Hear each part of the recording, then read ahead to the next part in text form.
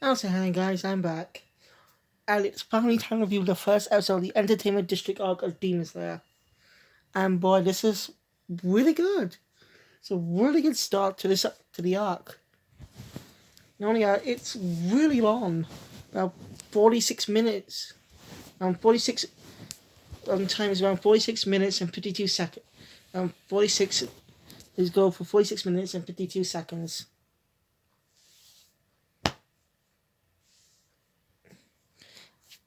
I don't think it should have been that long, but I'm not complaining. I'm just saying.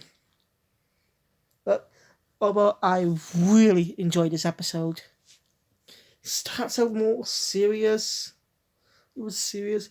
Then after the whole serious business is done, even though it's comedy, we shift more to a comedic side. Just really loved it. And by the way, the opening is at the end of the episode, but I will talk about that once we get to that point. Hey, they don't go. Hey, you wanna? I just love the animation in this episode. Okay, so the episode actually begins literally just after the event. Literally, not just exactly right after the events of the Mugen Train arc. Directly after. And I understand this. I've mentioned this before, but I played the Demon Slayer game. I will review that. Once you complete all the chapters, including the Mugen Train chapter, you get a bonus episode, a bonus battle, a boss battle against Kyojuro Rengoku. I understand why the anime didn't include that. Even those amazing moments, I understand. Let's get into it. As I said, continues right after where we left off, with everyone mourning when Goku's lost.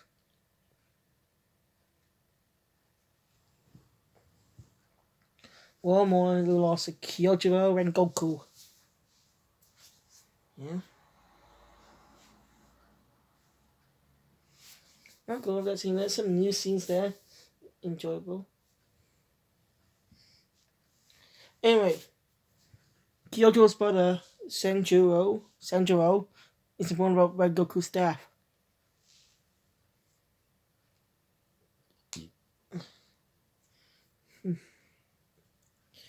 And the leader of the Demon Slayer Corps, is informed about what Tanjiro said to Akaza.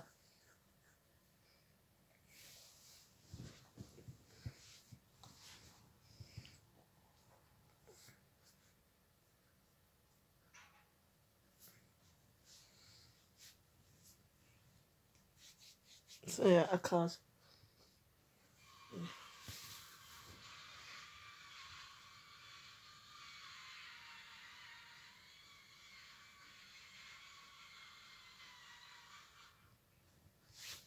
What was that? Pardon me for a sec.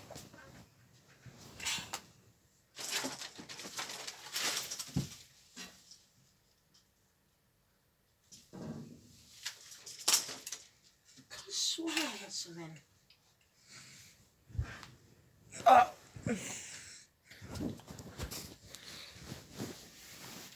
Sorry. I wonder what that noise was then. So, anyway, where was I?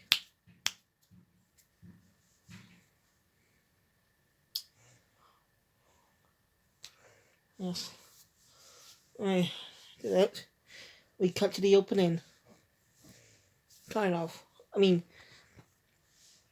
the official opening is not built to the end. This is just it's all startup opening, you know.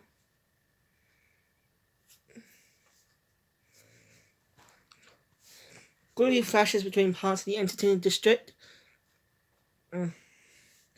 Which is where we're gonna be heading for this arc. See, great. And we cut to a boy buying a book from our bookstore.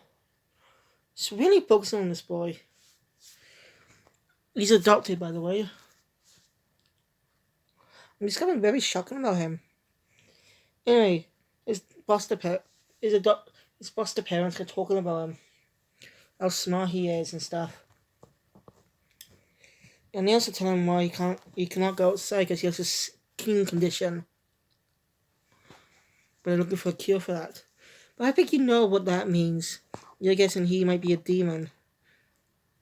Ding ding ding. You're correct. But kind of.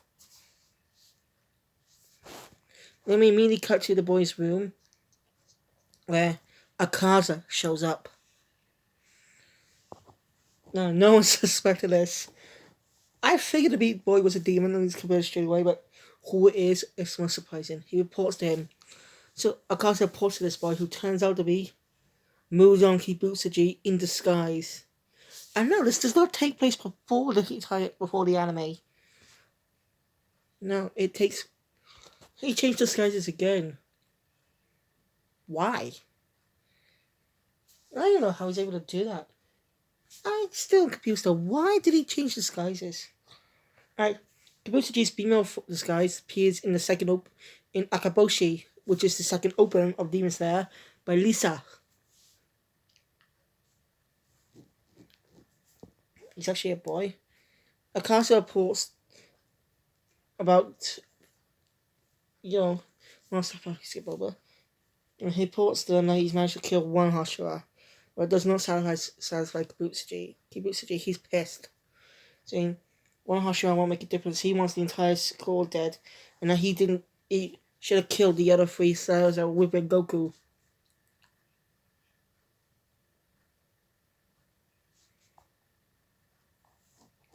Hey, something I did deliberately not mention is that we actually see a brief flashback. We have a sort of recap of the battle when Goku spinal battle against Akaza. I deliberately left that out. No, not really, but I did forget, but it's best I left that out because really, there's no point in recapping that because I already reviewed the arc last time. So go check out my review, all 7 episodes of Good Train, because this arc is going to be 11 episodes, so 11 weeks. We got 10 more weeks of episodes. Alright.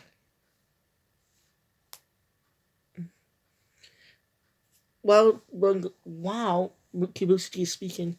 You see Akaza, so Bane showed up in Akaza, and is bleeding from the mouth. Blood's coming out of his mouth.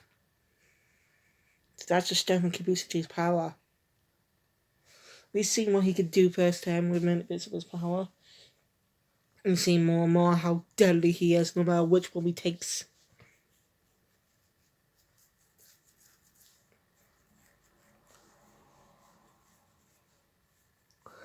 This episode also starts out another mystery. An extra mystery to add on to the Hinokami Kagura, but I'll get to that in a bit. And Akaza leaves. And he's pissed because as you remember what Tanjiro did. Tanjiro was sore at him, calling him a coward and stuff. That really pissed Akaza off. Well, I think you have remember that what he said? He destroyed Tanjiro's sword. It goes in which he took out and placed it in a tree.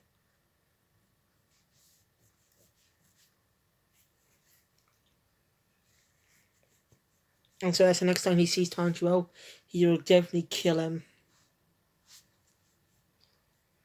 Meanwhile, at the Butterfly Mansion, Zenitsu snuck some buns while Aoi was busy.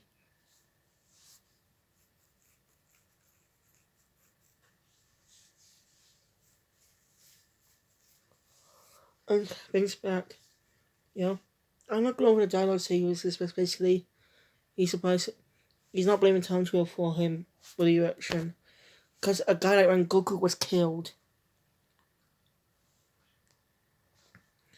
Hashira. So of course he'll feel down. And he's gonna try his best to chill out. And he arrives at the room and saying he's got some snacks and buns, so it accidentally gets hit in the nose by one of the helpers at the place. Because he didn't have his weird vision, his wonky vision, and no speed. I'm not going with that though. It's funny though. Anyway, just his Tanjiro is gone. He's still injured than last time. Still got a big stomach wound. Even though he's supposed to be ready mid, he still be training. Even Shinobu who scolded him for it, told him to rest. Alright, she's mentioned but not seen throughout in the episode.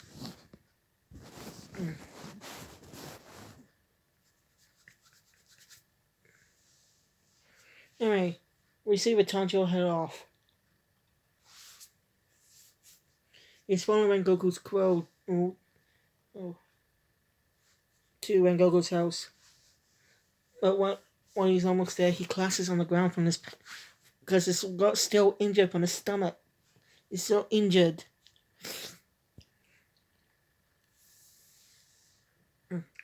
As you remember, the conductor stabbed him instead of Inosuke. Because Tanjiro got in the way, saving Inosuke. Because he's on the road, but when he gets up, he sees Senjiro, and sees a boy who looks like Rengoku, and asks to be Senjiro.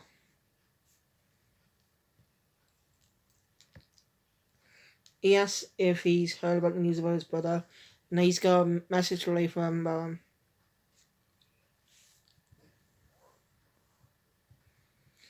Senjiro does say either he already knows about Rengoku's death. You can tell by the look on his face.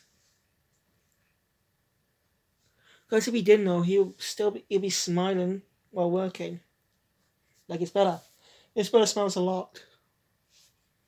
I just think Rengoku's the most popular Hashira we got to know so far. Because we only know three of them.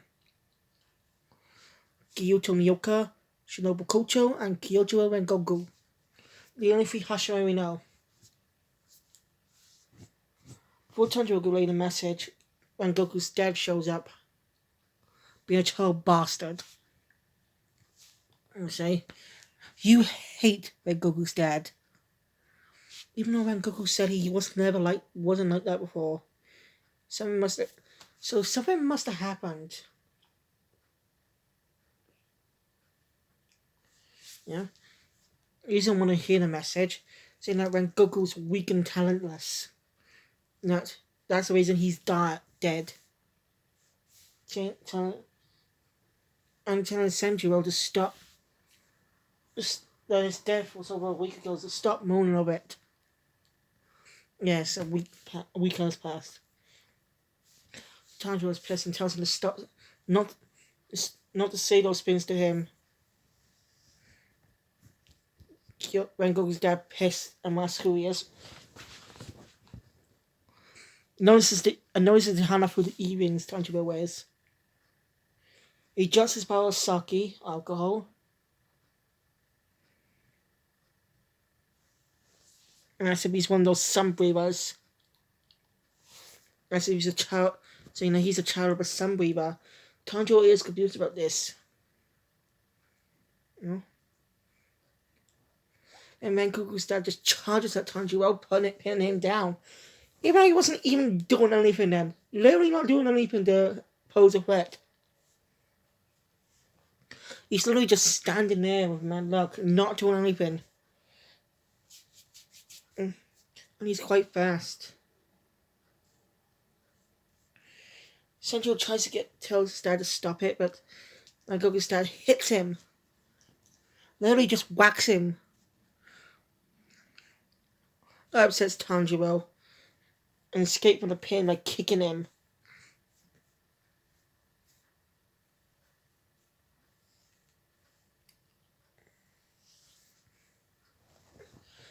Rengoku's dad gives us a little more explanation on sunbeavers. Sunbeavers were the first ever people to use the breathing techniques. All other breathing techniques came from sun breathing. Many people tried to replicate it, but never true. Tanjiro's confused, but still pissed at Rengoku's death what happened. And sorry for much of the detail. That's an emotional moment. Tanjiro charges at Rengoku's dad. Even though Kyojuro yells at Senjiro yells out, told you that his dad was a Hashira. Now, we knew this, but Tanjiro didn't. It was as mentioned in the Mugen Train arc. This is mentioned this by Tanjiro.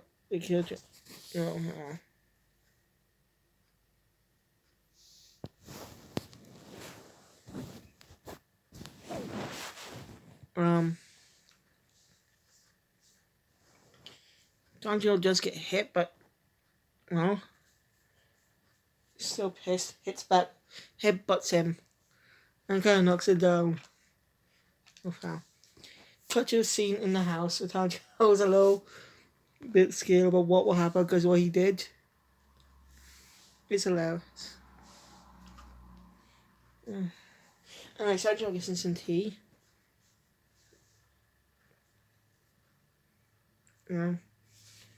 It's not more dialogue. Tanjiro apologizes for what he did to his dad. Well, Sancho says it's fine. Sancho actually begs Tanjiro for it because he did something that he could never do. Stand up to the father who assaulted a good person. He asked what Goku's kind of words like. We don't hear the conversation, but he does. So he is told it. Robert. He said his blood went out in a blaze of glory. A good person. And this is going to be... I'd skip most of this because this is a really long episode. So, sorry. Basically, so... Sancho gives Tanjiro the book that contains every information about the Flame Hashira. Might help him find anything about the Hero Kami Kagura. Alright, we get 2 eye catches this episode. And Tanjiro was looking at shot. The pages are torn, barely readable. Sancho thinks it might be his dad who did this. Anyway, not more conversation skip. Anyway, Sancho said, when Tanjiro leaves, Sancho tells him that he'll try finding some Mr. Pest pages to that together, also searching other books, and whenever he finds out, he'll send a message via Crow. And also gives Tanjiro the handle of Rengoku's sword. Now, sorry I didn't go over this important meal about... It's an emotional moment. I wish I could have talked about it, but I just skip it because of the dying straits. You just have to watch the episode yourself. Anyway, you remember the handle of Rengoku's sword? Sancho gives Tanjiro it. Tanjiro does refuse, of course. But Sancho insists, saying that he like keeping it safe and that he's happy for him to have it. Tanjiro thanks him and heads back. We get to a brilliant emotional scene with his dad. With Sanjiro and his dad. Sanjiro goes to tell his dad about what the message was. Well, his dad uses to hear it, so he'll know what he'll say. Doesn't leave. Sanjiro does agree, but before he goes, he tells him what Goku said. To take care of himself. And he's a little... You can tell he picks up his drink, but doesn't drink it. And you actually see his human side. It's emotional. He's actually crying. He does care about Rengoku, just doesn't show it. He cares about his plans. But why is he like this? That is a question. What happened? It's got me curious. Anyway, Tanjiro heads back. Still a little injured from before. And gets his way from by the gate. Haganosuka. You remember him? You remember this guy, right? The guy who fought sword and is pissed. Gets easily pissed. Last time we saw him when he faced Tanjiro sword was right before the Mugen Train arc. Episode 26. 25? Was it? I can't remember. You know, it's like he's there waiting for Tanjiro. It's a funny chase sequence. I'm gonna chase Tanjiro for the past few hours. I went for Aoi, he would have been chasing until noon. It's a funny moment. Yeah. I would man skip over the scene, but it is hilarious, so go check it out.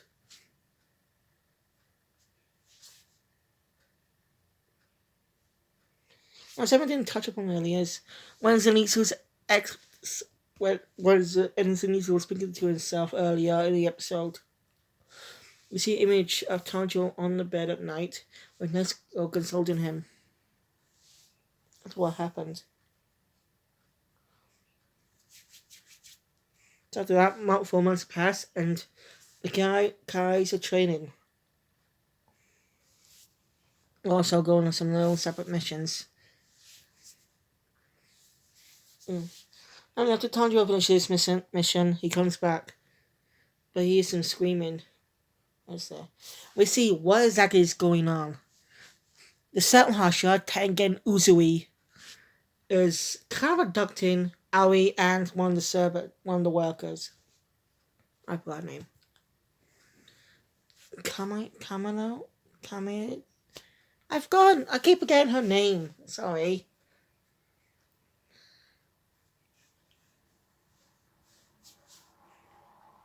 Kaname?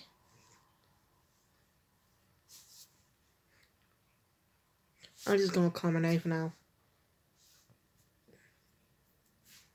Kaname can't decide. She was going for the coin, but remember what Tanjiro said. It's a lot of funny movement. Also, he's kind of a pervert in a way. That's what we learn about him. And then trying to convince him that. Oh. We do try to stop him. That's when Tanjiro shows up, telling him to keep it, not to let. That he should lay hands on him. And sees what's going on. It's kind of confused. It's funny. Uzui doesn't care. It's a lot of funny moments, so I skip over them. You know? Saying he needs them for a mission.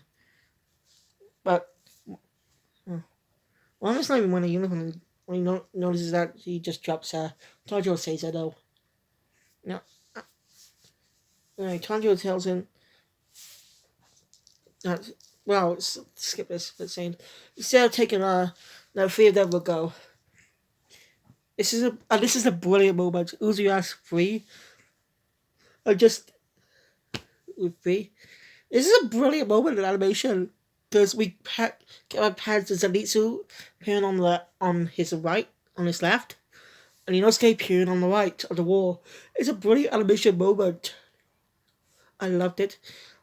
And how they just jump down pants on Tanjiro and then jump, or the both of them jumping onto the ground next to Tanjiro in between, and Tanjiro's in between them. It's a brilliant animation moment. I just want you to check that part out. It's just brilliant.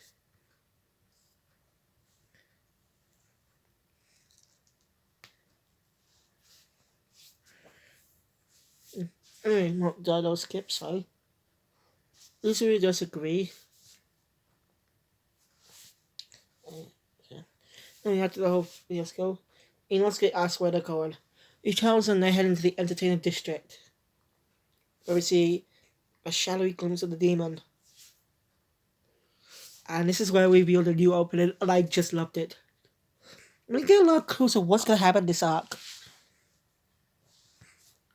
You see Tanjiro, Inosuke, and Zenitsu dressed up. Wow. Because this is something I noticed. So look at me dressing up as girls for some reason. And something I want to mention. If you look at the posters for this arc, you notice something. On the top right of the poster, the third girl there looks strangely familiar. Same facial shape and type similar hairstyle to Inosuke. I'm sure my clue is in, but why? Might have a possible connection with Inosuke's past. Or it could just be misreading this to just be used to design. I can't explain the opening. You could just find it on YouTube, but it's just a good opening. Really amazing. And then the animation, next preview animations are different this episode. Instead of being more like a manga, like the other ones were, instead it's more like a Japanese scroll where you go, when you go, it goes up, and you see them. This way was just to celebrate how that they finally reached the Entertainment District arc. I'm impressed. So they knew this is going to take a while for fans.